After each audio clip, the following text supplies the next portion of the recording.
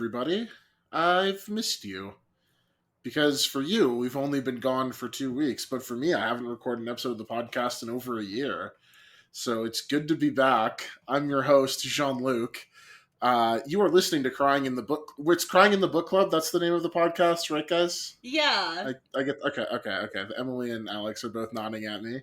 We're all back. We took a year hiatus, and everyone's here. Emily, hello. Hi. I haven't spoken to you in 365 calendar days. No, we haven't. We only talk to each other when we're recording. We don't talk outside the podcast. Yeah. It makes planning episodes pretty difficult, but we manage. We just put it on a calendar at one point and show up to the Zencastr link in the Google invite and hope the other hosts are there. So you could have been getting a solo show tonight from if two of us were just like not interested. Oh, that would have been very weird. Yeah. But both Emily and I are here, and Alex is also here. 525,600 minutes. 525,000 moments so dear. It's been a year, guys. It's been a year. Is that a song about? That's how many from Rent. That's Seasons of Love from Rent. Yeah, because if you do 365 days, x 24 hours in a day, x 60 minutes in an hour, you get 525,600 minutes. That's impressive. That's impressive math of you to be able to do. That's what I learned in the last year. Just, left society and just math. But I only know that one equation. Alex has gotten really into math these days. Yeah, math and meth. Let's go. Took a bit of a hiatus and just marked each minute of every day that we took a break from the episode. Too many minutes. Too many minutes. Well, none of that is true. But it is good to be recording a podcast. It has felt like a year. Well, yeah. October was a long month for me and presumably for you as well, Emily. Yes. Maybe for Alex it was like a finger snap and like nothing. No, it was pretty action packed. Yeah. Did you get COVID at the beginning of this month, Alex? Or no, I got it during my Hawaii trip, so end of September. Okay. In Hawaii. Good stuff. And I got home from Hawaii, had like a week of healthiness, and then I was off to Montreal for an event for work. Did a lot of biz dev and stuff. Food in Montreal is very biz good. Biz dev, I know. Biz dev doer on our podcast. Doing some biz devs, handing out some biz dev cards, whatever they are. Yeah. Look at you. I've decided I don't like people in the games industry, so it's cool. I've decided I don't like people in the politics industry, so that's fair. There's a lot of overlap. I like to imagine that your biz dev cards are just Yu-Gi-Oh cards. Oh, I should do that. If it was my own business, I would take the lawsuit from, the Yu-Gi-Oh company. Well, see, you would just do parody. Make your business card. It's you as a Yu-Gi-Oh card, and it has all your information. Wow. That's a great idea. It's like the stats. Yeah. Yeah. Stats, one biz dev, one happy client. Yeehaw. That's great. Yeah, my girlfriend made me it was a Pokemon card to ask me out to go to her school dance, and it was like, I don't know, it was very cute. It was a custom Pokemon card. Adorable. Because they have websites you can do that. You still have Just printed it out though. Oh yeah. Yeah. I also have the copies that didn't work out, so she gave me all of them. There's like the ones that are like a little crooked or like spelled wrong. You got the goof ups. Yeah. Those are worth more, I hear. But they're all 1/1, so they're all one of a kind. Yeah. I don't think Pokemon has like 1/1 power toughness stats like that. I think that's a Yu-Gi-Oh and a Magic thing. Oh, I just meant there was one of a kind. Oh, yeah. Like one out of That's yeah. If you tell me two numbers in a sequence, like 8, 9, I'm like, oh, is that the power toughness of a Magic the Gathering card you're telling me right now? Of course. So that's my brain.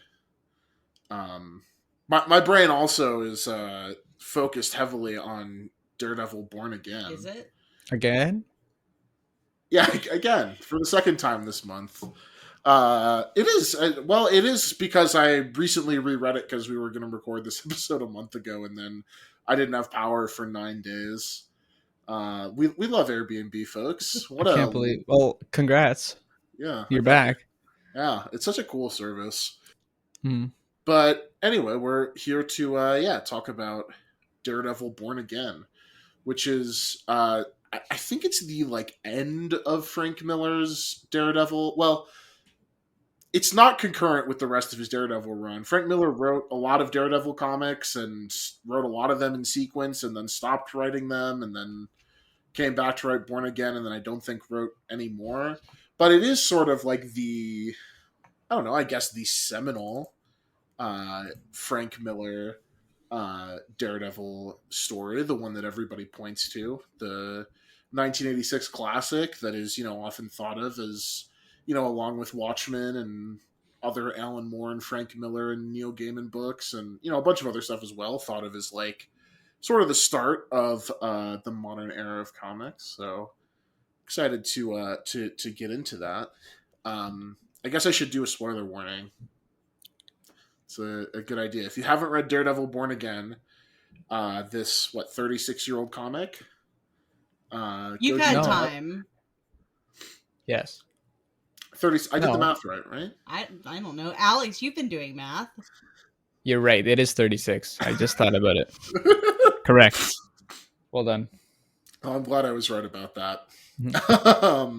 So yeah, it was originally published 36 years ago in 1986, and it's weird because the story arc itself spans 5 issues, but like there's also an issue before and 2 issues after that are like really starting and continuing the story. Oh, were we supposed to read those?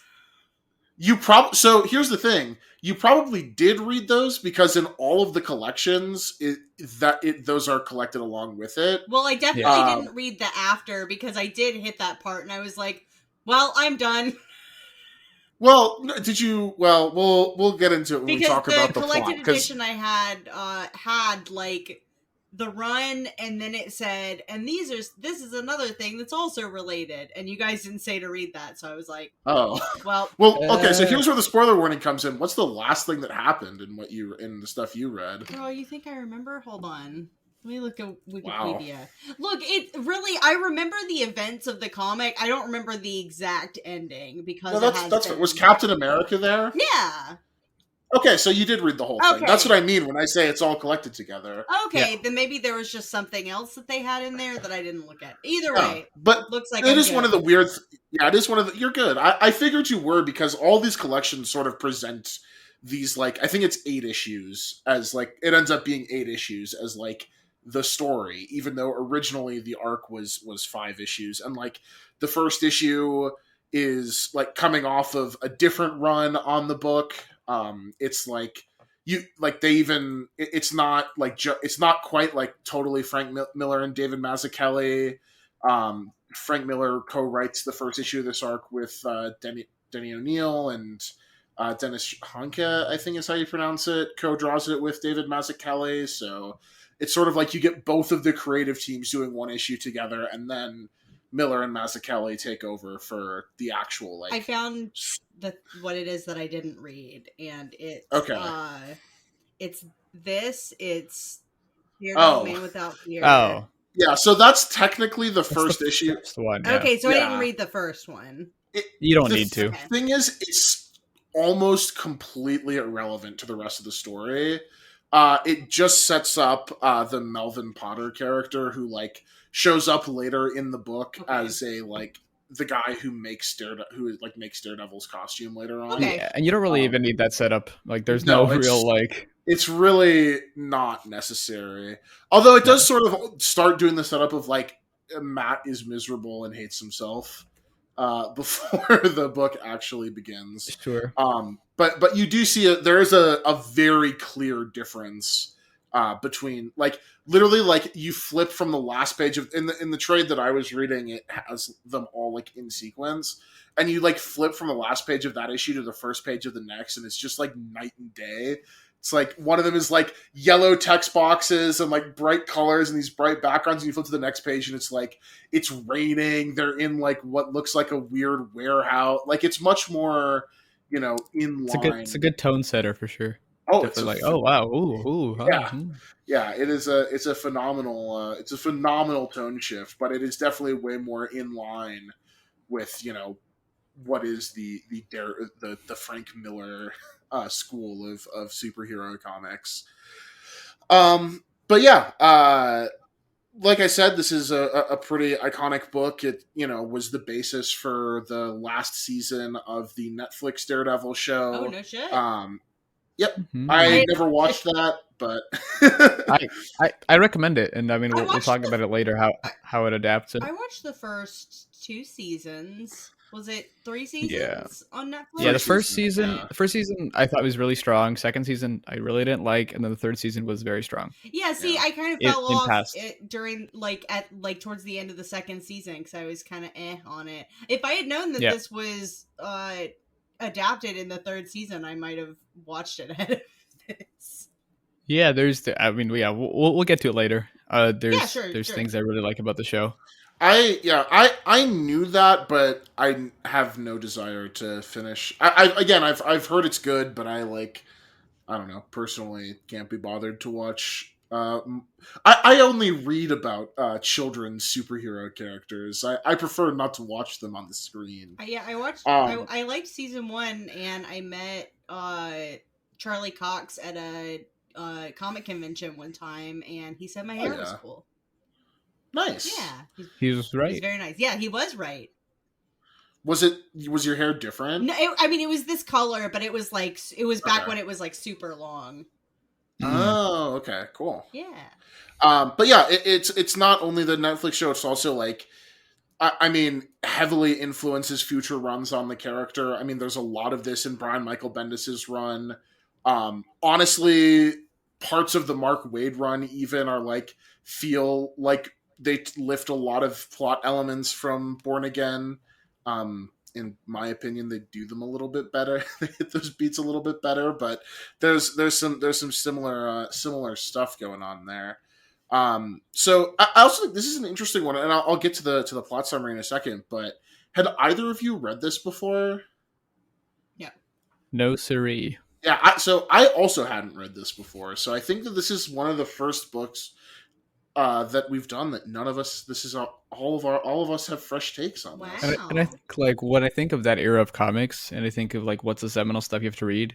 For me, it's oh, I'm gonna go DC because that's you got Watchmen, you got Dark Knight, And you got Vertigo. It's yeah, DC exactly. and Vertigo was where the modern age of comics started. Which I mean, it's a failing on me not to look at the Marvel stuff, but I'd heard about this Daredevil run, but never even was oh, I want to read it. I was oh, nice, good for them. Yeah. Yeah, I've wanted to read it for a while just because I find Frank Miller to be a super compelling writer.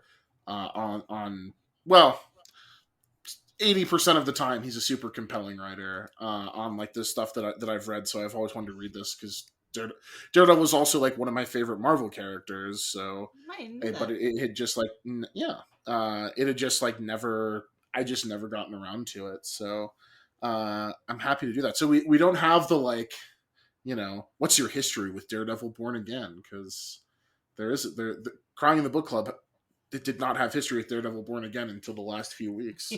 Wow.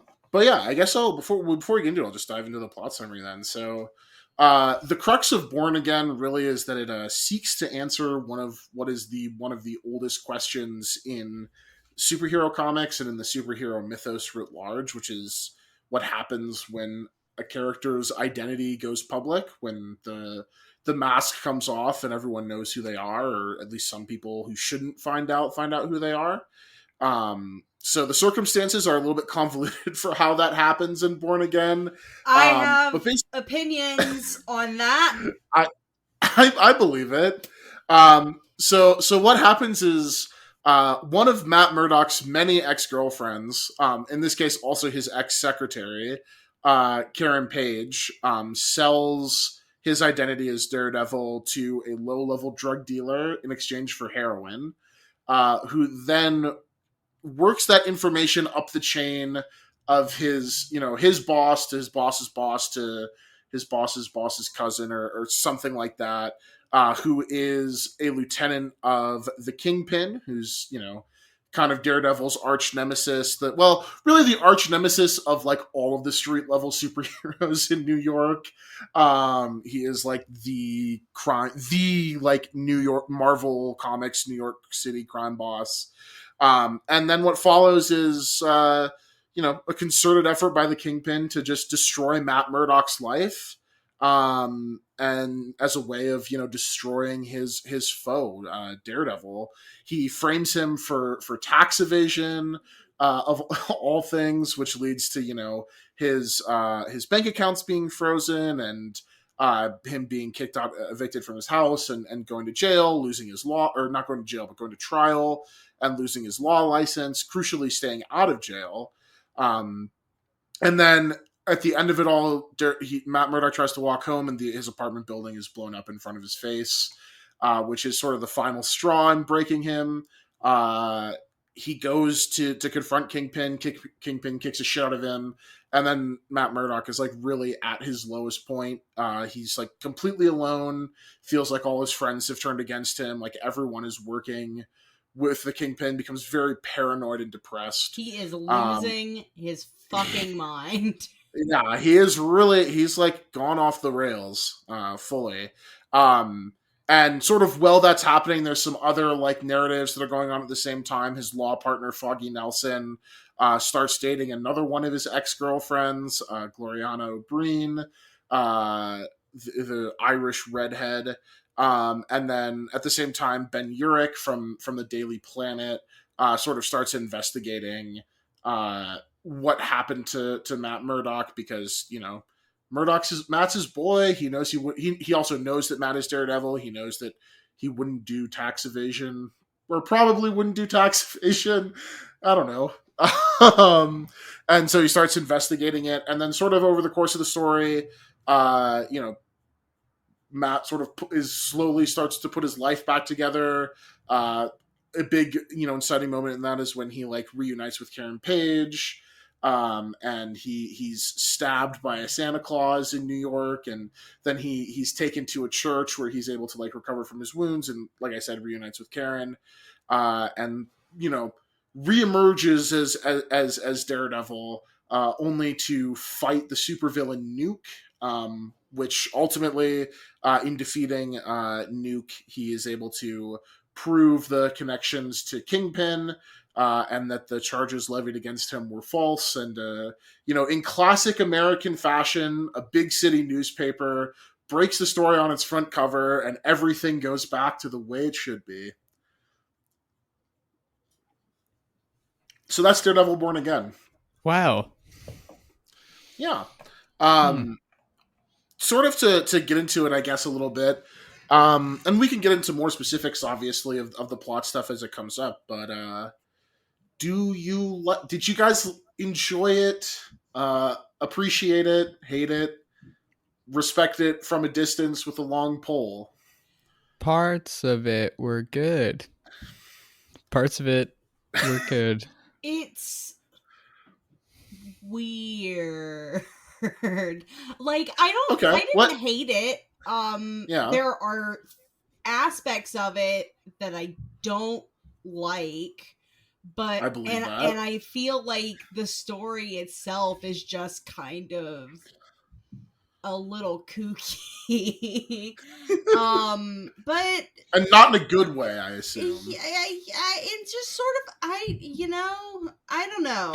My feelings on this is the most like. This is the least I have been able to tell how I feel about a comic that we've done so far, I guess. Or the most complicated I've felt about a comic so far. But I guess that comes with the Frank Miller territory. Yeah. I mean, I think all the Karen Page stuff is just awful. Like, it's just, like, so bad. And as someone who, like, watched the Daredevil show, and that was sort of my introduction to the character, I'm like, okay, cool. She's a person doing her own thing. Connected to Daredevil, but her own character in her own right. And then you're introduced to this character who's literally just like, oh, I'm a heroin addict, and I'm gonna give up Daredevil's identity, ruin his life, and then I'm just gonna like sleep with this guy to like get across the thing to get back to him so he can save me. It's just like, this was made 34 years ago. Yay, wonderful. But I think you'll find it was 36 years ago, Alex. Oh well, then that's excusable. It was 36 years ago. 1988 was the cutoff for when you could have women written like this. I mean, yeah. I mean, it's no surprise. I feel like just all the characters in this, all the like Daredevil cannot write. No, not Daredevil. He can't. He can't write because he can. Never mind. No joke there. No joke there. No joke. Frank Miller is not great at writing women though. Big shocker. Especially back here. Okay. Also, sorry. My biggest thing is the photographer is the Irish photographer lady whose name is Gloriana O'Brien. Yeah. People are getting murdered in this police room, and she's just snapping photos. Okay, She's just snapping photos. She's just snapping photos. So this is a scene that comes like late in the book when like Ben Urich is like fully on the trail of the people who framed Matt. And yeah, he has like security following him around too, because he is like in some very disturbing ways accosted by one of the Kingpin's associates. And actually, like, what is one of my favorite scenes in the book, the like when he's like on the phone with Cindy, I think her name is, and she's choking out the cop that is his source on the story. And you don't, and I mean, this. I want to get back to the Karen Page stuff just a little bit, but just to like foreground, like probably I'm going to talk a lot about David Mazuchelli's art, but in what is like a brilliant series of panels where you just see him at his desk in the Daily Bugle office on the phone, and increasingly all of the stuff that's happening around him is like going further and further into the background, and you see him becoming like more and more distraught, because and at the time you don't realize what's happening either, because it's just showing the panels of him clearly becoming like very disturbed. And then it's later revealed that what was happening was a man was being murdered on the phone while he was forced to listen to it. And it is just like an amazing bit of, visual storytelling. Oh, the art in this book is really good. Some of it is not. Yeah, Mazzucchelli's a master. Yeah, maybe some of this is maybe not like to my particular like style preferences, but like I cannot deny that like the art in this book is really good, and there's a lot of really good visual storytelling. It's storytelling happening here. Yeah, but all that is to say, when they end up in this jail cell and Gloriana is just taking pictures, that is ridiculous in a way that I found those couple pages to be very endearing. Yeah, that one I thought was pretty funny. It's stupid, but I thought it was pretty funny. Between that and her like very like, oh, I got an Irish accent the whole time. I just couldn't stand the character. It was like, oh my god. Oh, okay. That's fair. And she's snapping photos. Good for her though. She got the pics. She's on her grind.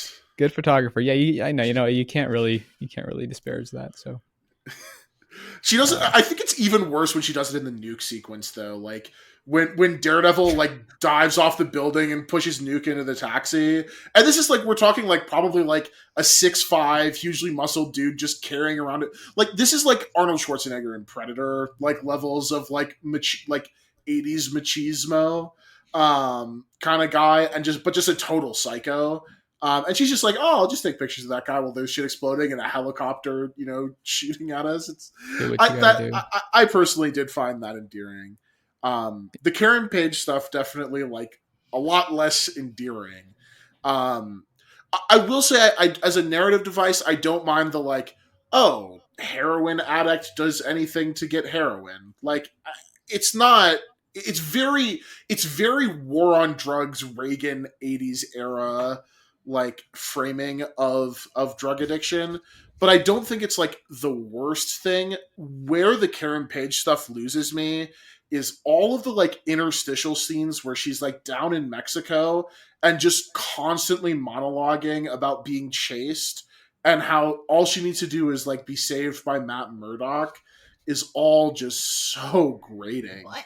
And on like a literal level, I don't technically mind the concept of like, oh, like she is in the throes of drug addiction and she like does something bad, but like the execution is all over the place and none of the places it's at are good. Like I have to ask, because I am probably the least familiar with Daredevil comics on the whole here. like, where is Karen before this? Because, like, I tried to look it up, and it feels like this specific descent happens entirely off screen, and seems very sudden, and also it seems very ridiculous that, like, she gives up the identity of the fucking Daredevil for, like, a single hit of hair, for, like, a single fix. That seems like information that is worth way more than this, and, like, this never comes up that was, like, a wildly disproportionate trade. Yeah, and I think in the book it says that she, like, left the the Murdoch folks. Maybe they broke up to go become a movie star, and then she got, like, worse and worse roles, and then eventually she was working for heroin, and then and it's also heavily implied that she's in porn movies. Yes, right. That is 100% how I like. No, that's when she's talking to the way that she talks about, like, some of her movies. They are definitely implying that she was in porn. Yeah. I know that it's not I know that the comic is called Daredevil and not Karen Page, but, like, I feel like we could have done with, like, maybe, like, a Karen Page of montage where we see, like, the progression of her, like, starting off, like, really hopeful, getting roles or something, and then, like, the descent, instead of just, like, dropping in on her like this. It just, I don't know. She's just a character beat in this book. She's just meant to, like, it was just very weird. And it's so telling because, especially in this era of comics, like, there was this mentality, especially from DC and Marvel editorial, that, like, every issue could be somebody's first issue, so you should probably, like, at least once during a story arc, you should explain, like, the circumstances that are going on. I feel like they kind of tried. Well, they do that with Daredevil. That's my point. Is they do? Yeah, exactly. That's what I'm into. Is that, like, there is a multi-page sequence that is, like, telling you what Daredevil's origin is, and admittedly, I really do like that sequence as a way of doing it. But, like, Karen Page doesn't get that at all. Right? She doesn't get anything. And it's also very. No, I'm just saying, like Foggy doesn't get it either, but he's at least, like, a character, and he does things that are, like, noble, and he's got like a progression, as opposed to being like, she's the reason for all this bad stuff, and she has to be saved by the person she fucked over. It's just like, okay. Yeah. The Karen Page stuff here very much feels to me like Frank Miller continuing what had kind of been a trend with him when he wrote Daredevil in the earlier in the 80s, which was to shirk the Comics Code Authority as much as he possibly could. It definitely felt edgy, like, for edgy's sake. Yeah. I mean, that's definitely, like, there's, like, the very famous issue of Bullseye killing Elektra, which is, like, one of the, like, pivotal moments in Marvel, like, deciding not to just do what the, like, fold over to the Comics Code Authority. And obviously, like, there's a degree of that, of pushing the envelope, especially with something as draconian as the CCA, that, like, I think was necessary in that era, because comics, like, the CCA, like, strangled comics, basically, and, like, prevented any growth of the medium for the better part of 2 decades, if not longer. But, like, this is definitely more like Miller coming back and being like, oh, I can get away with shit now. All right, look at this, like, disturbed heroin addict and who stars in porn movies and has a pimp. And it's classic, like, Bruce Timm doing the adult DC animated adaptations where he's like, I'm off the rails now. This doesn't have to be for kids anymore. Which, to be fair, like, this is, like, what Born Again is in, like, the history of, if you, like, put it in the context of the history of comics. But that kind of also, like, and we'll get back specifically to some of the other stuff in the text, definitely, but it actually brings me to one of the things that I was the most curious about, and what really struck me reading this, which was, like, how do you guys think this compares to, like, other comics of this era? So, like, Watchmen obviously comes to mind, but even, like, the Dark Knight, other Miller books like The Dark Knight Returns, obviously the Vertigo boom with, like, Neil Gaiman writing Sandman, and, that sort of like explosion of like Hellblazer in this era. And I don't know how much of that you guys have read, but I know both of you at least have like some degree of familiarity with books from that era. Yeah, I mean, I think that on the whole, this miniseries, this collection is very rich in terms of story, in terms of things that are like quintessential Daredevil, and that like it's just one of the few things where like, okay, this should be adapted, and that's why I think like the season 3 when they did adapt it, they like took all the good pieces, which is like what an adaptation I guess should do, and like Sure. left behind the stuff. And Karen Page is her own character. I actually think the Ben Urich stuff was brought into season 1, but regardless, I think it doesn't hold up as well as the ones around there. I mean, I'd say it's more similar to the Dark Knight, not to uh, Year One that Miller did, but I think Year One is better. I think it holds up better, just overall. But it's got that tone, while not being quite as like refined. It's more of the era than I think the other ones are, where the other ones are sort of like held up more. I know you've been reading New Teen Titans, Jean-Luc. I remember reading that and liking it, but I haven't read it in a while. So, but the rest are all like seminal ones that even today is like, okay, this is really good. Whereas this one's like, I can see the impact it had on the character and I see the things it gets right, but it's also like, oh, this was done 36 years ago. Yeah, it definitely there are a lot of comics that like Watchmen, you can tell that it's old, but it's also got like sort of this timeless quality where you can still read it and it doesn't feel that dated necessarily. Well, I mean, not the whole thing, but like, it doesn't like on the whole, it doesn't feel as dated as when I read something like this. Like this felt extreme. Like I felt the age on it when I was reading it. Even though I get, I don't have that much specific, like I haven't gone out of my way to read a bunch of stuff from this era, but like I've like seen and read about, and it just it very feels very typical of the era as opposed to something that stands out more, like maybe Watchmen. Yeah, I mean, it's interesting because like it's also like very much inspired by like the Reagan era in America and the Thatcher Mm-hmm. era in UK and in the UK, and you can see like those influences on it. Mm-hmm. And where like Watchmen is very clearly like responding to those kinds of politics in a specific way. So is this, but almost like it's weird because at times it feels like it's going in the opposite direction, like in terms of how it portrays like drug addiction and violent crime. But there's also like a ton of stuff in here about like, how the whole bit at the end where Kingpin basically goes through like, the American government to get this like psychotic, dangerous foreign well, not foreign agent, but special operative, American special operative, and like bring that home is like very prescient in a way that like I wouldn't expect for somebody like Frank Miller, who like, even though he is like written like, he's like a good writer, I don't think of him as someone who's like social commentary has always been particularly on point. Mm-hmm. But definitely like those last couple issues with Nuke is just it almost feels like, from a social commentary's perspective, from a political perspective, like it's like a different Frank Miller who's writing the book almost. Oh boys. Yeah, no, totally. So I think that I do think it's really interesting comparing it to other books, because even like in terms of the way it's written, it hasn't like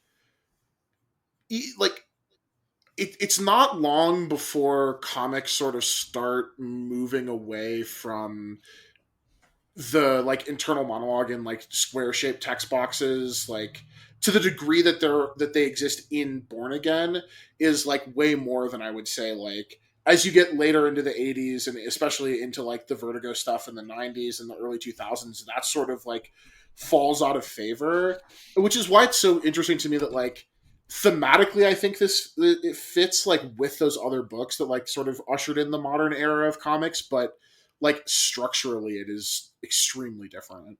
Yeah, for sure. For sure.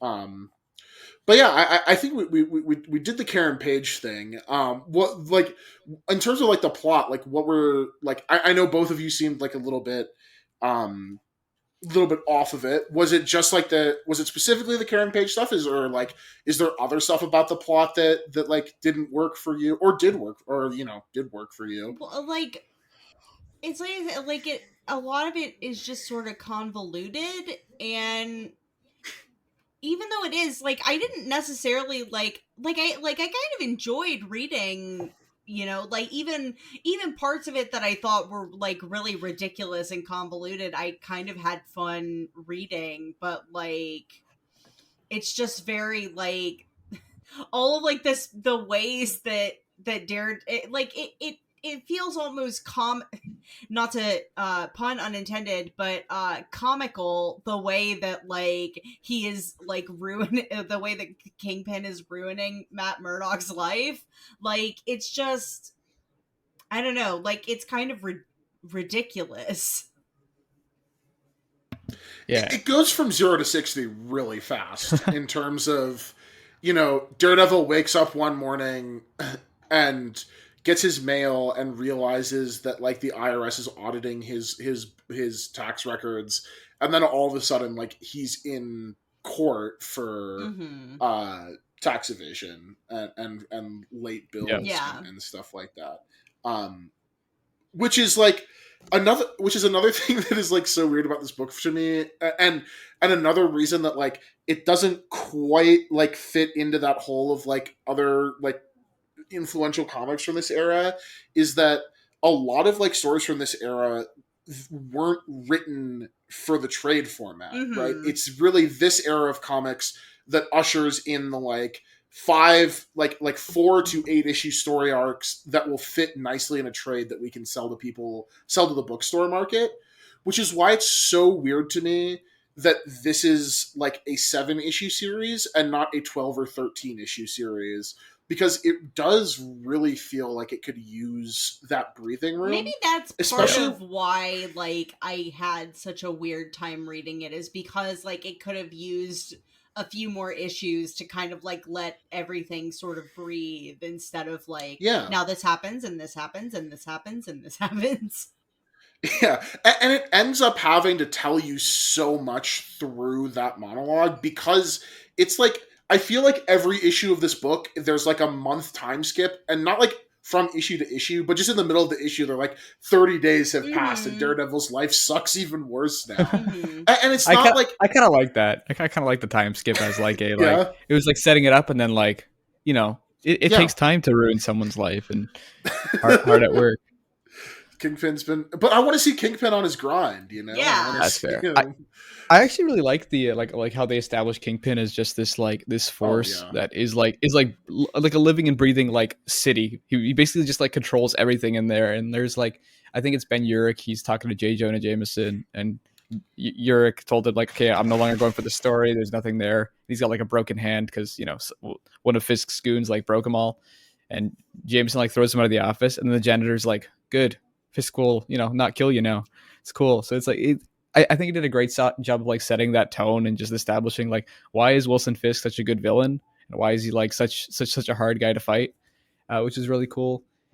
And I feel like the book really relied on that atmosphere for most of it, where it was just like this like unbeatable thing. And even when he like beats up Daredevil, Kingpin, he like tells you about how he leaves him in a taxi, but that doesn't actually kill him. And then he's like, oh no, now he's escaped. And it's like, it almost doesn't have stakes when that's happening, because you already know he's out and everything. But and also at the end, Kingpin's still not in jail, which was a little weird too. It was just like, oh no, my life's falling apart too, but I'm not in jail because I'm Kingpin.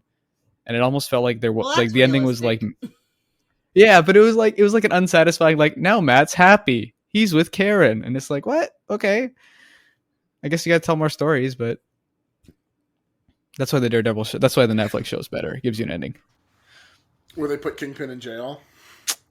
Someone ends up dead. See, the thing is, they've put Kingpin in jail a lot of times over the course of his history, and it doesn't stick. So yeah, but I like what you were saying about like that feel of feeling like Kingpin does have like a degree of power that nobody else really has, because it would be very easy to write a version of this book where like Matt Murdock is just paranoid that everyone is turned against him, and in reality that's not true. But it makes his sort of like break feel all the more real, where he feels like when he goes to that like cheapo hotel, because his credit cards are frozen and he only had the $10 in his pocket or whatever, and stays at a hotel for $8, which, you know, is funny because even the cheap hotels you probably wouldn't be able to stay in for $8 now. No. But when somebody comes to the door, like he feels like he has to choke them out because, you know, they could be working for Kingpin. And the book later goes on to like validate that, and like because you see all of these people who are actually working for Kingpin and doing all kinds of like different things. Like there's the nurse that we talked about, who's the one who like primarily is like tasked with like intimidating Ben Urich. There's the janitor that Alex mentioned. There's like the 2 low-level goons who just like kill somebody to take his Santa Claus costume so they can go like hustle rich people for their money, which is also a very funny scheme. Like I just love the idea of like you're gonna be a criminal by being one of those people, like one of those people in like Times Square who dress up as Santa Claus or whatever, and takes pictures with people and charges them. But that's your scheme to make money. I mean, maybe they're gonna go rob somebody, but it's like, oh, you're just gonna go do this in a rich neighborhood and still like do the work. Like you shouldn't have like killed the guy to get his Santa Claus costume, but you know, like it's an interesting criminal scheme. But the point being that like it makes that the sort of like total collapse of Matt feel like way more believable. Like in those issues where he's just like, you know, just trying to get out of bed, which is also very relatable. The like waking up and then like accidentally falling back asleep, but having the like weird dream where you think you got out of bed and like went and did your morning routine, did everything you were supposed to do in the day, and then like wake up at the end of that and be like, oh fuck, I'm still in bed. I almost think that because the whole point is Kingpin knows who Daredevil is, right? He knows he's Matt Murdock, and he doesn't really tell anyone else. He's just kind of like, it's my secret, I'm going to destroy you. I would have liked it at the end of this book, you know, Matt Murdock's happy, he's with Karen Page, and then he picks up the newspaper and it's like Matt Murdock is Daredevil, and then that's the end, right? Like that's sort of like the, oh my gosh, it's like a, because it's almost like and that's what the Mark Waid run does, if I remember correctly. Is it is very like the Mark Waid run structurally, and this is one of the things that I meant when I said I think it does stuff better, is it basically does a similar story to Born Again. Kingpin isn't like the ultimate villain, but it is like this sort of same thing of like slowly breaking Matt down and like pushing him to desperation and making him feel like he's alone, revealing his identity. But it happens over the course of like almost 30 issues, really, because it's basically being set up from the beginning of the run and goes like all the way to the point where the run ends and then restarts with Matt in San Francisco, I think. And that's like what I really think this book could have used those issues just to show like the process of Matt falling apart a little bit better. Even though like I do think what is here on that front at least is like I do think it needs more breathing room, but on the whole I think it is fairly like for how much space it's given, it is fairly well executed. And it is like I think that like Matt at least is well written, and I think that the monologue, like Miller has a real like handle on writing good prose, I think. Oh yeah, for sure. For most of the, like, you know, not being unable to write women notwithstanding, like his prose is pretty high, is of a pretty, you know, high quality. But yeah, was there anything else like plot wise that stood out to you guys that you wanted to hit on? I also thought it was weird that like there's basically no conflict between Matt and Karen about the name betrayal. It feels very it feels too like neat. It's like that, I mean, like I understand like if Matt Murdock was like, like, we're not going to deal with that right. Like, I'm upset, but we're not going to deal with that right now because we have more important things to do. And then we can, like, unpack this later. But he basically just immediately, like, forgives her and says it's fine. And it's like, well, that doesn't make any sense. Yeah, it feels again like a space thing where they were like, where it's just like, oh, this is the story, yeah. and there's just things that they're like, nope, not that, doesn't go. It's also a weird concession to the fact that, like, at the time and for a long time, Karen Page kind of filled the same role that, like, Selena Kyle fills for Batman. In, like, it's the, like, sort of back and forth, like, will they, won't they? They can be together for a little bit, but then, like, circumstances force them apart. Yeah. And it feels like a weird concession to be like, oh, well, they just have to get over this, like, extremely, like this very extreme breach of trust. Yeah. And also, like, the extremely traumatic things that, like, both of them have, like, gone through in the time since that happened. It's definitely, like, a different approach. Like, there is definitely a very different approach to, like, the way that Frank Miller writes protagonists and the way that, like, male protagonists were written in this era than there is now, where now it's like, we've got to unpack everyone's trauma, and Bruce Wayne has to, like, go to therapy and have depression. No, I say that in the like, derogatory tone. I don't actually really mean it that way. I think there's, like, some good stuff that's come out of that. Well, mostly just that one, the couples therapy scene in season 3 of Harley Quinn. The rest of it I can take or leave. But this is like this, like, but in the 80s it was very much like stoic masculine. It was like the sort of stoic masculinity and the machismo of it as well. Of, like, Matt got his girl back, and that's the more important than anything else. It feels like there should be some sort of middle ground there, where like the characters can talk about their feelings without it, being a weepy Tom King book. It also just ends a bit too clean. It's just like a happy, like, they're 100%. Together. And, I mean, it's also comical that they just, like, the Daily Bugle releases a headline story about it, and it's like, oh, we're good now. Yeah, we dealt with it. Again, the Netflix series does a very good job adapting this. Yeah. Do you want to tell us a little bit about the way that Netflix handled this storyline? Yeah, so they kind of split it between seasons 1 and 3, and then season 2 they're just like, we'll do our own thing, and it was like, oh, don't do that. But Ben Urich's in season 1, which is the one you saw, and he ends up dying eventually, chasing that story, and he ends up getting it published, I think, at the end. Helps bring Kingpin down the first time. In season 3, full spoilers for Daredevil season 3 for you people. But in season 3, Kingpin's in jail, but he's still, like, running the city, and he finds out Matt's identity, and he's, like, doing it from jail, and he's like this figure, and Matt comes visit him, and he's like, I know you're doing it, and he's like, yo, I'm in jail, what are you talking about? And it's kind of the same thing where he's taking it down, but the surrounding characters actually have their own personalities. Karen's not just, there to be there to drive people forward. There's a part in this book where there's the guy who dresses up as Daredevil, and he's, like, presumably going to go, like, tarnish his name or something, but then he gets stopped. In the show, he actually does, and, like, kills a bunch of people, and that's, like, a big thing in it, where it's like, oh my god, Daredevil's killing people. Can you trust this guy? And they keep the stuff with the nuns and everything, and that lady who's definitely his mom gets explored a lot. That one nun. I assume that they don't bring in Nuke. I know they have. No. Nuke is in Jessica Jones, sort of. Oh yeah.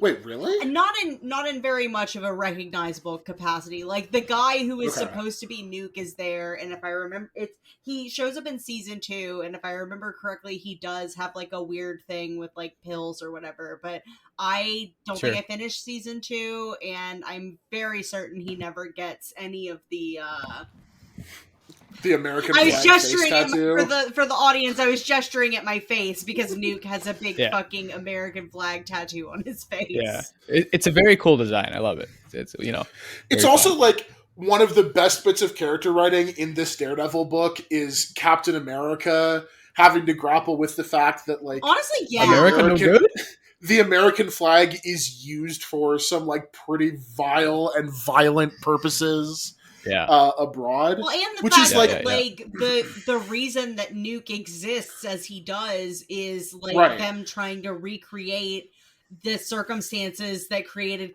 him, Captain America. yeah, Yeah. yeah. That honestly was like I was having a good time like reading it. I think I like it significantly more than I would have than read both of you. I would but- have read a whole book on that, honestly. No, yeah, exactly. Like Yeah. when I got to that, I'm like, oh my god, this is like just a different quality of writing in terms of like the introspection that Cap has to do, and then him like sort of taking it into his own hands and investigating Nuke at the end.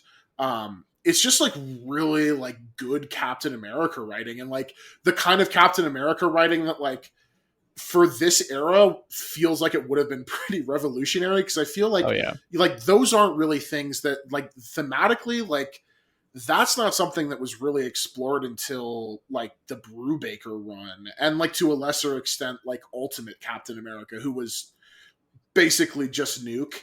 But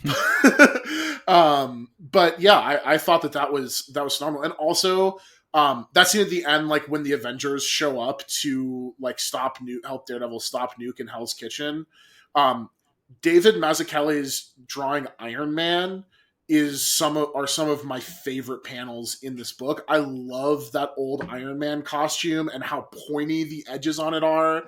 And Mazzucchelli draws it so like and I hate this about like what the MCU has done to the Iron Man costume in terms of like we need to make it look more high tech and more just like a person, and it used to look like a fucking killing machine, and I like that. He used to look like a more. robot, and it was cool. Yeah, he's just maybe there's a guy in there, maybe there's not. Like either way, you're dead. Yeah, exactly. Yeah. And Mazzucchelli draws the shit out of it, and that also there's like the one panel of like Thor in the shadows, like holding the hammer above and causing it to start to rain. It's like, oh man, just seeing Mazzucchelli like draw like those iconic characters is fucking amazing. And it's such a good like it's such a difficult balance where like you have these single character story things where they're going up against these villains that are like supposed to inflict enough damage but not too much that like the Avengers would come or like the Justice League would come. It's not an Avengers level threat as so it's like when that block blows up they're like whatever, not yet, but then this guy with an American flag shows up, they're like we gotta go. But yeah, I thought it was handled well. And yeah, honestly, I think it's like a good book, but I think it's one that's almost like the things inside of it are almost more interesting than the thing as a whole, and like totally. the things it does well. So, yeah, I can see why this was and is sort of like an influential book at the time, and why also in the year that we are in now, it's sort of like there's some things that are kind of missing out. I mean, Frank Miller comics and not holding up in the 21st century. Name a more iconic duo. Well, who could have possibly seen this coming?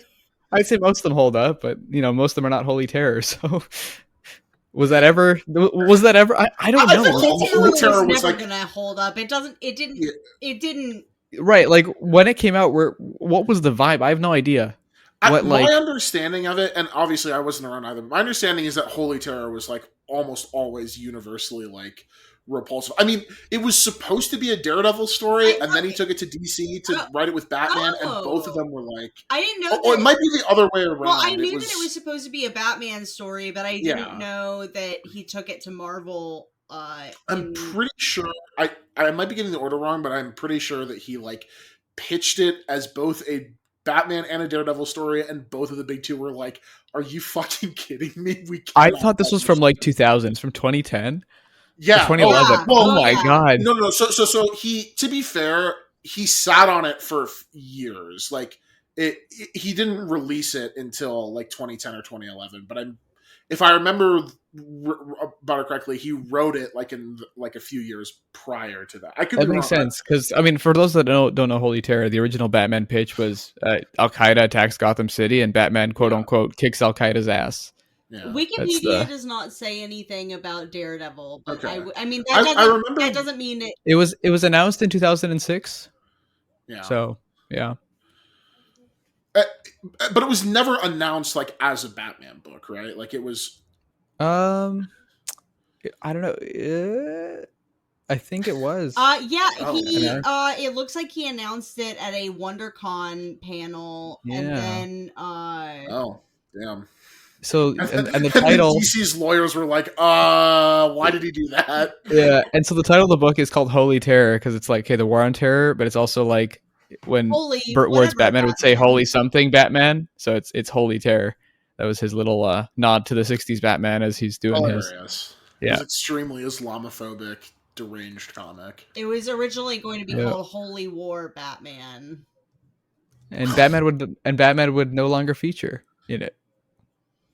So the way he talks about it is like, yeah, you know, as it went on, I decided Batman wouldn't be in here, but Yeah, buddy, okay. I'm sure that this is where Dan DiDio drew the line. He was like, nope, not here, not now.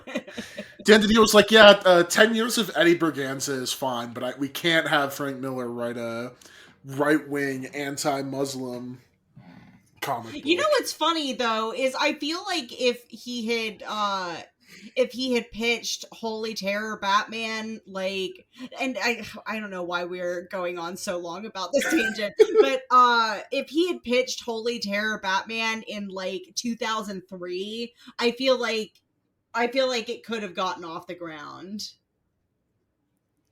Yeah. Also, Grant Morrison criticized it in 2006, so he's a real one. Grant Morrison uses they them pronouns. Yeah. Oh yes. But absolute legend. I also wonder if Frank Miller had pitched it for a different character. Like, it just feels like such a bad fit for Batman. But, like, if he had pitched it as, like, a Wonder Woman book, would they have gone for it? Oh, actually, yes. I think, like... It does seem a bit more, absolutely they would have gone for it. Right? Like, if he had been a little more smarter in terms of, like, how he had pitched it. And it would have given Frank Miller another excuse to do horrible writing of women. Oh, have you... Oh, you've not read, like, Dark Knight Returns? Or the Dark Knight... No, sorry. Dark Knight Strikes Again? Strikes Again. That one is... didn't we want to read some of that for the show, maybe? Yeah, we'll do that. I do. I want to read some of that for the show. I don't think... I have a feeling that a Holy Terror Wonder Woman comic would have had some really awful, like... attempt at feminist politics with Wonder Woman and like anyway, I don't need to draw out this bit. Why the Last Man happened, so we're all it was like what I was thinking about Why the Last Man the whole time I was talking, so I'm glad you picked up on that. Ugh. Anyway, let's talk about David Mazuchelli. I want to talk. So good. We've shit on Frank Miller for a little bit. Let's not in a bad way necessarily, but what are I know you both said you liked the art, but what are some of your what were some of your favorite like pages or panels or just general like sequences of like Mazzucchelli's work here, if you had any off the top of your head? I like how he portrayed Kingpin a lot, just as this sort of, again, this force, this larger than life sort of character there, and that scene you talked about with Mr. Journalist Man, Ben Urich, where with just the colors happening and his like going through this, it's good. It's like I would say I don't like it as much as Batman Year One, his work on that. Maybe because Batman Year One is just a lot darker the whole time and sort of like feels like it's one consistent mood, where this one's sort of it's definitely the similar mood, but it's kind of like got some brighter colors and stuff like that I think don't really let him shine as much as he does in Year One. Yeah, that was maybe like my one kind of complaint about the art, was that sometimes the colors were like brighter than felt was fitting for the tone of what was going on, but I also know that was like kind of a style, so like it's not quite out of that like 70s like very like blocky bright colors, like not much of a not much of a palette, right? Like Yeah. very like basic primary colors. Like, it wasn't enough that like it impeded the reading experience at Yeah. all, but I did feel like it could have used like a little bit of a darker palette, maybe. But I don't have any scenes that like off the top of my head were like my favorite, because again, we read this like a month ago. But like I do just remember like as soon as you brought up how good the art was, I was like, oh yeah, like that was one of the things I liked most about the book in general, was I thought the art was really good. One thing I will say in favor of the coloring is this image that I just sent to our chat, which is after Daredevil has been beaten and put in the taxi. Yes. Yeah, put in the taxi to die. But like they dug up the taxi and there was no, like, Matt Murdock's corpse wasn't there. And there's just this page of Kingpin looking over the city, wearing like these, casting like a dark light, smoking, wearing like this like light blue or really like dark blue, light purple shirt and these like dark purple pants, thinking about how like, oh fuck, there was no corpse. Oh fuck, is basically the vibe. But like total like basically his expression is like under total control, and like ends with this great panel of him overlooking the city that's like cast in pink, neon pink by the windows. Gorgeous. And it's like just this brilliant piece of like, there's so much, the art there is so rich in terms of like what it gets across about his character, that he's like even though something has like finally gone wrong, like he's still like fully in control, and like no doubts that it's gonna go off the rails. Like he even like there's like this middle panel in the page where he even is like almost smirking at the camera of like, there's been a little bit of an impediment, but I'll get through it. It's great stuff from Mazuchelli. Yeah, and there's also a good dual sort of what do you call it? Dual sort of it's like Daredevil and Kingpin. They got their like dueling. Geez, I can't think of the word. It's talking about them, but they're not saying it. Like in this panel, no. It's talking about them, but they're not saying monologue? it. Yeah, but it's not their monologue. Narration? It's not them saying it. It's exposition. Oh my god, it's narration though. That was the word. Wow, It's been a month. I've been doing a lot of math, not a lot of speaking. But this just reminded me like the dual narration, the two different colors, and it's like this guy's life's going down, this guy's life's going up, and then at the end it flips back where it's like, hey, yay. It's a good juxtaposition between the two characters for sure. Mm-hmm.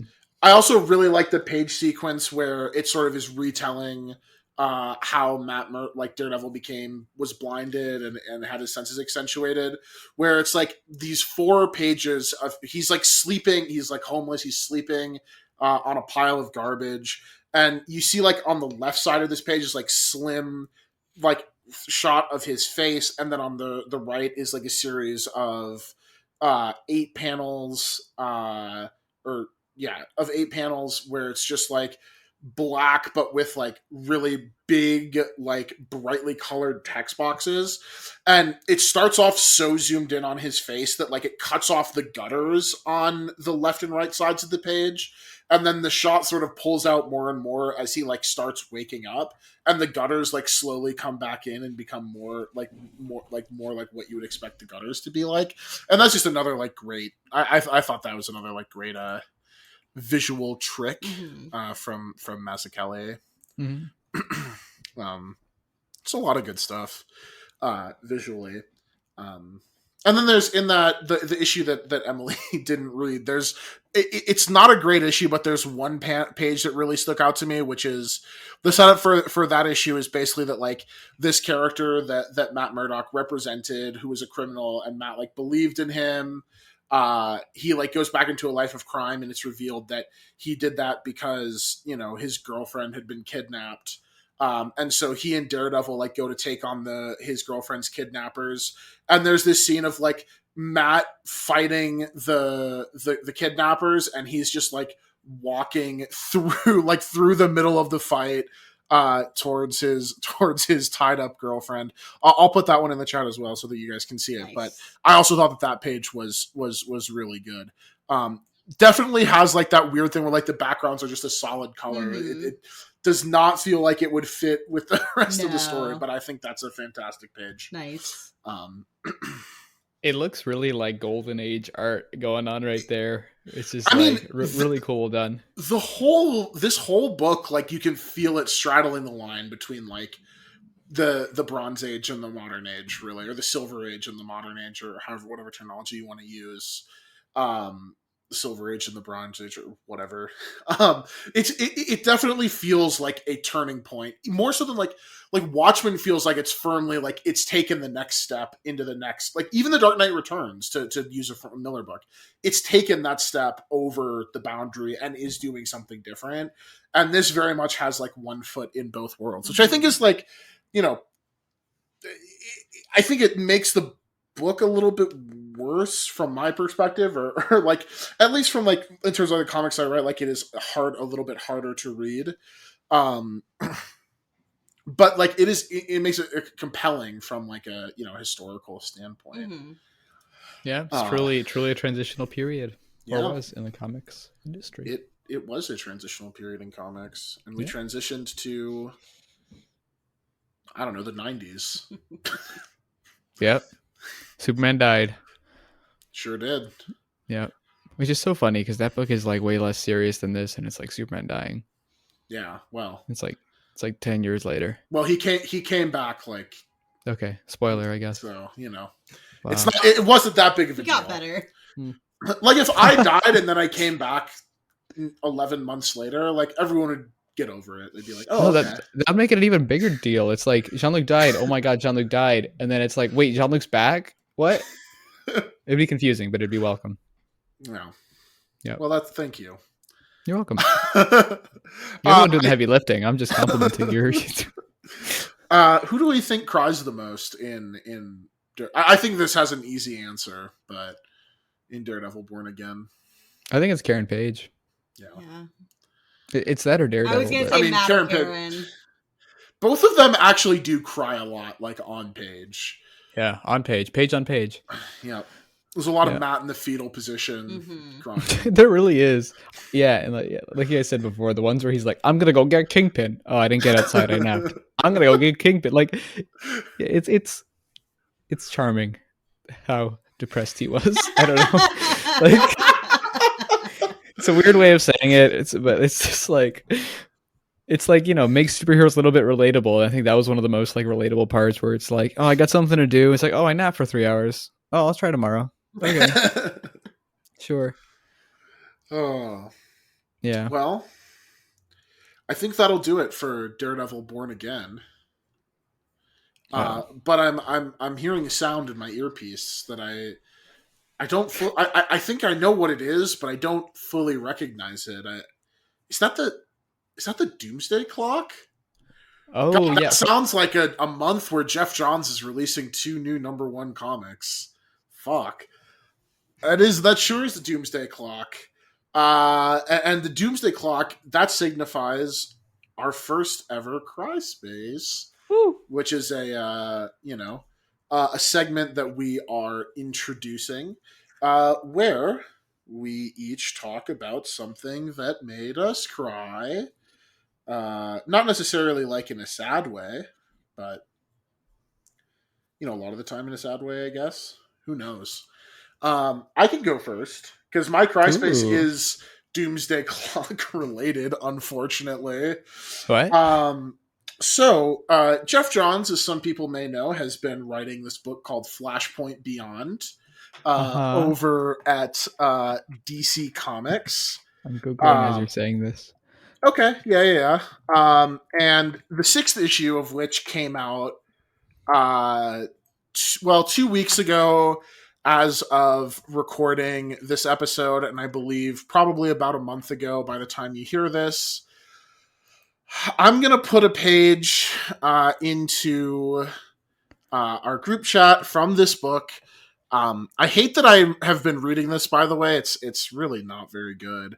But Jeff Johns, once again, has taken it into his hands to shit on the legacy of Watchmen by creating a new character called Nostalgia, who if you don't if people don't know, that is the name of Ozymandias's perfume in Watchmen. And her costume is the mascot for that perfume, and her name is literally Nostalgia. And there is this panel where she shows up with Ozymandias's cat, and she says on the page, "It looks like the Watchmen aren't home." Well, yeah. Oh wait, is that you sent us something different? Sorry. Did I? Well, Yeah. it says, guess we'll have to find the Watchmen another way, huh, bub? Oh yeah, sorry, I didn't say the I didn't say the exact line verbatim, but yes, yeah. that's the line, implying that they are, in Ozymandias's Arctic stronghold, and that made me sad. She also says Watchman, as in like man. And she's yes, a woman. Like she does say like, the Watchman. Jeff John knows how to write women. I think is the point of this. Panel. She doesn't say the Watchmen. She says the Watchman. So DC, can't stop, won't stop when it comes to obliterating the legacy of the Watchmen. Okay. I've got a bonus cry space. Okay. Also related to Jeff Johns. Oh boy. Also related to that series. Because I did a little bit of Googling. And I checked what happened in the last issue. And you guys remember DC 5G? It was going to be their big thing. Yeah. So there's Batman, and he's staring at a blackboard, and it says 5G averted, and the 5G is crossed out. So it's in reference to their failure thing. I haven't even read the rest of it. It's just funny. He's talking about omniverses, and he's just. It's also the classic. Because for probably about a decade, Jeff Johns loved to do this thing where he would put characters standing in front of chalkboards or whiteboards, and on the chalkboards and whiteboards would be a bunch of teasers for upcoming stories that were coming to DC. And this is, not... I'm a sucker for that stuff. At least. Well, I was also a sucker for that stuff, but nobody cares about this shit anymore. Jean-Luc, why is Deathstroke not acting like Deathstroke? ? Imposter? ? I would say that Deathstroke is very much acting like Deathstroke in the pages of Batman versus Robin, where Deathstroke has taken over the League of Assassins. Yeah, well, it's good stuff at DC Comics. Also, there's a TikTok clock going on, so I'm guessing it's tied to Watchmen. Same issue, probably. That is from the same. This is also from the same issue. Yeah. What a time to cry. Makes me sad. My cry space, I could pick something that made me cry in the past week, but instead I'm going to do a future cry space. My sister's best friend is getting married this weekend, and I will probably cry at the wedding. Yay! Yeah, that's exciting. Yeah. Gwen and I went out to the mall and bought something to wear to the wedding because we had to wear something blue, and I realized that I don't own any nice clothing. That's not the color. If it was green, I know that if it was green, I'd be all set. But yeah, that's my future cry space. Good stuff. Alex, what was your bonus cry space? Your cry space? Oh yeah, what's your cry space? Or do you have one? I thought I had one, and then I got too excited about my bonus one, and then I started thinking about DC 5G, and got excited. Alex's cry space is that he got excited over DC Comics. That's it. That was it. That was the cry space. We did it. It's good. Yeah. Things are good, except I'm house sitting right now, so I can't do gaming at night. It makes me sad. Rip. I feel like can't be playing Overwatch 2. I can't even watch football with the boys, as they say. Yeah. There's a game on right now, and I don't think anyone's watching it. No one in the world is watching it. Good riddance. None of our friends or what. I don't even know. I don't know who's playing. I have no idea. Oh yeah, it's anyways, the Ravens and the Buccaneers. We can watch Brady get smoked again. We love to see it, folks. We love to see it. He cries the most, I think. Anyway. Dude, he's had a rough patch, and I'm living for it. But yeah, that'll do it for this episode of Crying in the Book Club, where we hate Tom Brady. Next week, next episode, not next week, 2 weeks from now, we'll be back with another episode talking about Shade the Changing Girl. It is, in fact, going to be Shade the Changing next week Woman? for us, huh? It is next week for us, yes, but it is in 2 weeks for the listeners. So you have that to look for. That is the 2017 Young Animal book. Alex, you picked it. You should tell me when it was. Tell me that I'm right about the release. Yeah, it was in a year. Well, there were like 2 seasons of it, so we're going to be reading the first one. So this will be the most recent book we've talked about, right? Yes. Aside from the one issue of Chip Zdarsky's Batman run that came out like 2 months ago. That we talked about. I think this is the newest one. And also our first young animal, which maybe that'll bring us to some Gerard Way comics. No, because Laura Dean Keeps Breaking Up With Me came out in 2019. It was a lie. It's the second newest one. We talked about this on the Laura Dean episode that I thought that book came out in like 2014, and apparently as soon as we stopped recording, I went back to thinking that book came out in 2014. No, you are correct. The Laura Dean came out in 2019. Mm-hmm. But yeah, you'll have that to look forward to on the next episode of Crying in the Book Club. Between now and then, you can follow us on Twitter at Crying Book Club. You can follow us individually. I'm at Mountain Dew Liker. Alex is at Alex Hansiak. And Emily is at MPandanata. It's spelled like it sounds. You can check out some of our other projects. Alex is back in the games criticism game. He has a review of Overwatch 2 that at this point, it's been a bit, but you can go read his review of Overwatch 2 on cgmagonline.com. I have not said that URL on a podcast in a minute, so that's exciting. Wow. You can listen to Emily's other podcasts, Imagine Me and Utana, the Fresh Podcast Market.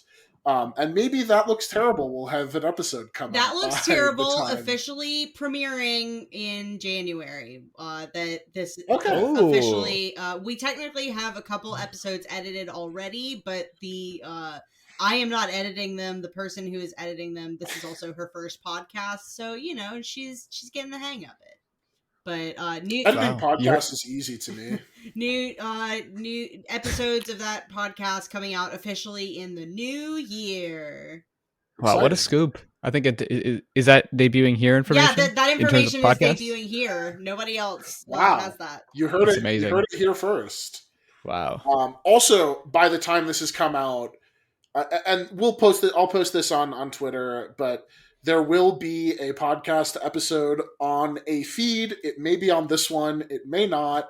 But we are going to be joined by our friend Chad, who also joined us for the God Country episode a couple weeks ago, to talk about the new Taylor Swift album, Midnight. Swift, Cast. Maybe some Carly Rae Jepsen and I think a few of us will be talking about The Loneliest Season as well. I still have to listen to it. I have thoughts about both, and let's say things have changed, but not in the way maybe expect. But you guys don't know anything about that, so I don't know what I'm telling you. Tune in eventually. It already happened. Last time I heard, Alex was disappointed by The Loneliest Season. So true, and I was pretty. I was liking the quirkiness that Taylor Swift was bringing. She's so quirky. I gotta say though, after how bad Beach House was, it was impossible for me to be disappointed by the rest of The Loneliest Season, because I thought that album was going to be horrible. I got it. Beach House in Canada. Malibu. Oh, and I'm probably going to harvest your organs. I hate that line. I hate it so much. I hate the song. Canadians are more because of don't do that. I mean, when Archie went to Canada, that's exactly what did happen. He ran into a bear or something, right? Yes, Archie got mauled by a bear in Canada. He did. Alex, I watched in a cabin. I watched season 6. John Luke, I'm sorry. Oh my gosh. Okay. John Luke, close your eyes. Close your ears. Close your eyes. Okay, wild or not wild? Oh, wild. Okay. Wild. Okay, yeah. Yeah, Jean-Luc, you got to catch up because then we'll have another special episode. So, yeah, you're back. We do a special Riverdale episode. If you I mean, spoiled it, I have to edit this episode. No. So I guess I'm No. okay. No, it was all visual, so not even the Oh, people okay. listening got anything good. So Damn. that's what we like to do. Keeping it all in house. Yeah. And then if you want, you can follow me on Letterboxd. You better. At Bossbill over there. And you can follow me on Yeah. Twitch at Pandabor, where I am I knew I was forgetting still something. streaming the Ace Attorney games. I'm going to start the stream back up. I've been on hiatus because I had surgery, but I will start back up next week. Well, from when this is recording, I will have been doing more Ace Attorney streams for a little bit when this comes out. Ace Attorney 2? Yes, I am on Justice for All as we were recording. Oh yeah. Well, that'll do it. We'll say goodbye to the audience, and we'll see you in 2 weeks. Bye-bye. Bye. Bye. Okay, bye. See ya. Say bye to the audience, Sean? I did. He said first. Okay. I said it first. We can play the music. Play the outro song? I was waiting because I thought John was going to say, like, bye again. All right, let's start again. Okay, let's do that again. All right, and now it's time to say goodbye to the... The whole podcast.